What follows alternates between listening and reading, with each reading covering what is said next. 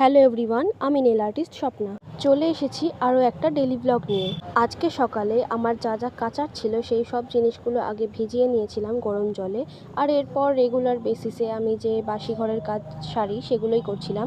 এত ধুলো ময়লা বেরোচ্ছে দেখে কেউ আবার এটা ভেবো না যে আমি এতদিন ঘর ঝাড় দিইনি। রেগুলার বেসিসে আমি ঘর ঝাড় দিয়েছি, ঘর মুছেছি, উপরন্তু এতদিন ঘরটা 3 থেকে 4 বার ঝাড় দেওয়া হতো, তারপরেও ধুলো জমেছে। এছাড়াও ঘরের জিনিসপত্রগুলোও অনেকটা অগোছালো হয়েছিল, তো আজকে সব কিছু পরিষ্কার করতে গোছাতে গোছাতে আমার অনেকটা টাইম লেগে গিয়েছিল। কাজের চাপে আমি ভিডিও করতেই ভুলে গিয়েছিলাম। রান্না করতে করতে হঠাৎ আমার মাথায় এসেছে যে আজকে আমাকে শ্যাম্পু করতে হবে, কিন্তু মাথায় তেল দেওয়া হয়নি।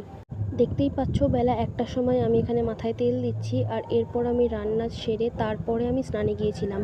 আজকে আমার স্নান করে বেরোতে বেরোতে প্রায় 3:30 ওভার হয়ে গেছিলো।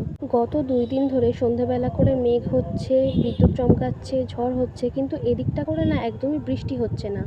সেই জন্য এখানে এত পরিমাণে গরম পড়েছে না, সারাটা দিন মুখ গা হাত পা জ্বালা পোড়া করছে। এই গরমে সত্যি সত্যি মনে হয় ভয়েস কাট করে নেওয়াই ভালো, এত বড় চুল আর রাখা সম্ভব হচ্ছে না। তোমরা কে কোথা থেকে দেখছো আর তোমাদের ওদিকে কেমন গরম পড়েছে সেটা অবশ্যই আমাকে কমেন্টে জানিও। এই সময় ছাদে বসে আমি ভয়েস ওভার দিচ্ছি, আর এখনও প্রচণ্ড পরিমাণে হাওয়া দিচ্ছে, কিন্তু বৃষ্টির একটুও দেখা নেই। অন্যান্য দিন যখন শ্যাম্পু করার হয় সকালে উঠে চা খাওয়ার আগেই আমি আগে তেল মেখে নিই মাথায়, কিন্তু গত 7 দিন ধরে আমার চুলে যেহেতু তেল দেওয়া হয়নি, তাই আমি আজকে লেট হওয়া সত্ত্বেও তেলটা দিলাম, আর এই যে তেল দেওয়া হয়ে গেছে। এরপর রান্নাবান্না কমপ্লিট করে আমি এখানে স্নান করে চলে এসেছিলাম, সাথে কাপড় কাচাও আমার হয়ে গেছে, আর বাইরে সবাই খেতে বসে পড়েছিল।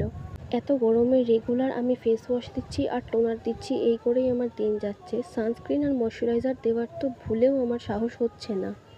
যাই হোক, আজকের এই ব্যস্ততম ব্লগটা এতটাই। দেখা হচ্ছে পরের ব্লগে। টাটা।